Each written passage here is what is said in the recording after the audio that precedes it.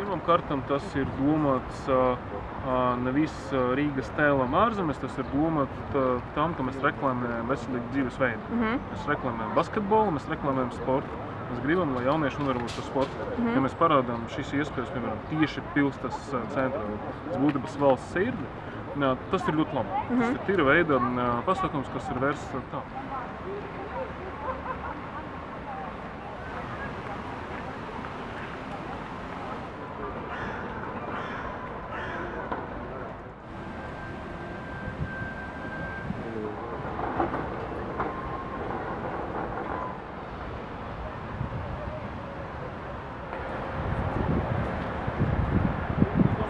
Būs, teiksim, tajā zonā.